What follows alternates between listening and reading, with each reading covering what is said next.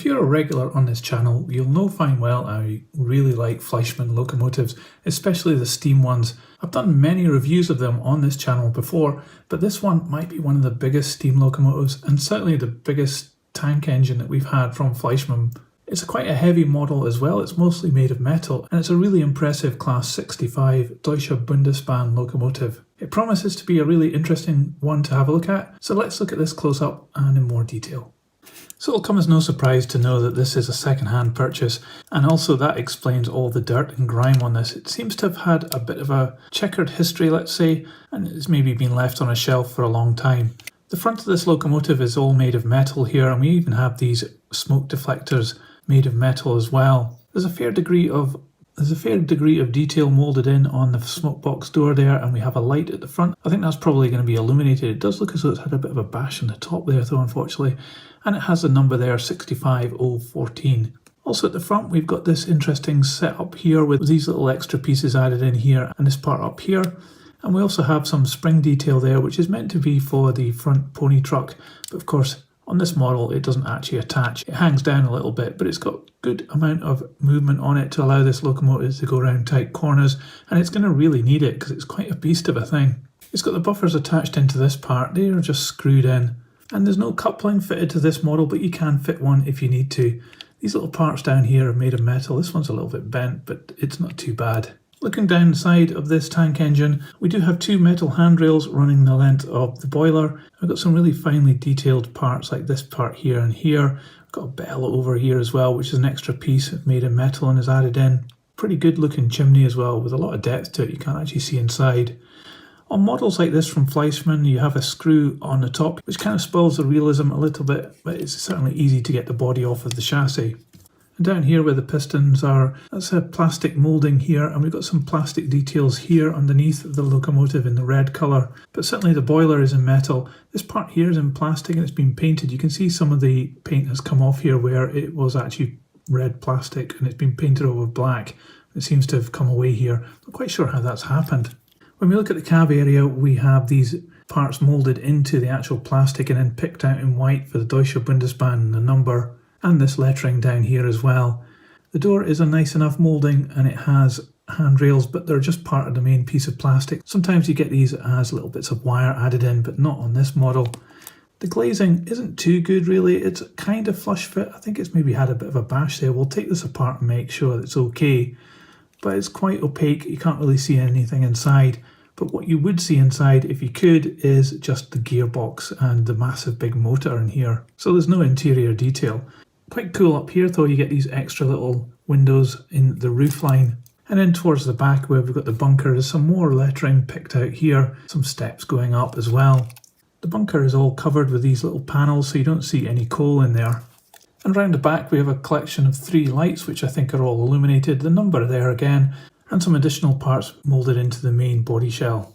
Small bit of damage here. I think maybe there was some steps or something on there, but something's been removed, and you can see how the pony truck moves from left to right, so perhaps that's been removed on purpose to allow this to get through tighter corners. However, this has had a little bit of a bash here as well. It's not unsurprising there's damage on this model because it is really heavy, and if you dropped it then it could cause a lot of problems. This rear pony truck has quite a lot of movement on it and some moulded detail, including the brake shoes, which are almost in line with the wheels. The wheels on this one are all metal and they have painted red inserts. And the coupling hanging out the back there is a typical kind of Fleischmann coupling. The main driving wheels are surprisingly small. You can see that they have gears on all of them. Further inside the model you can see a bit of a solder mark inside there, which you can see from the side of the locomotive, which is a bit of a shame. And at the front, the pony truck again is metal as well, with a fair degree of motion. And typical with Fleischmann, you get this little stud here to trigger other accessories on the railway.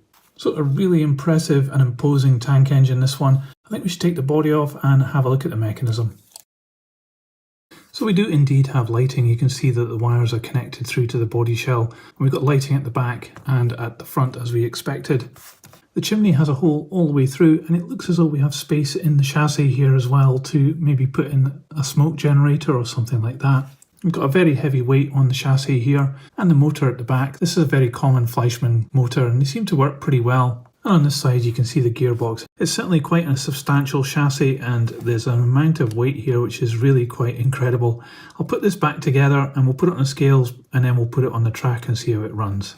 So as I thought, it is very heavy at 680 grams.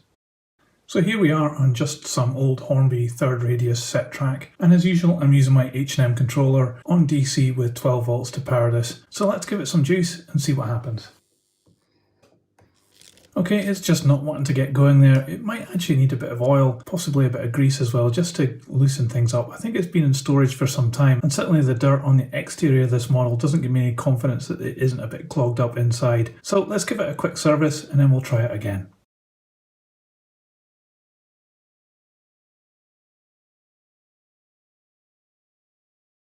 Does actually have a gearbox inside the chassis, and it's driving all the wheels, not just the back ones. So these three sets at the front, which have got gears on those wheels on the outside, they're actually irrelevant. It's all being driven from inside here.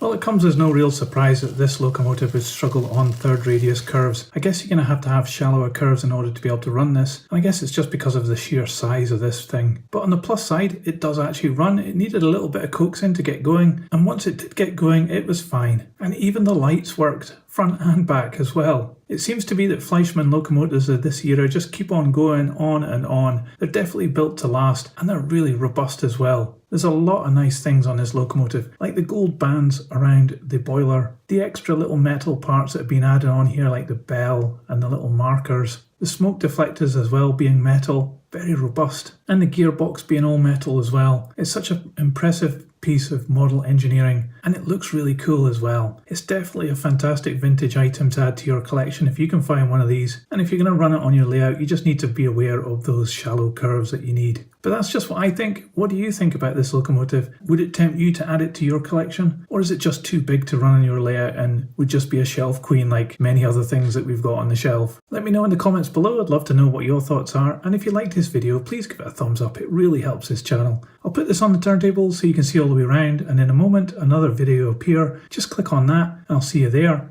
But that's it for this one. Thanks for watching. See ya.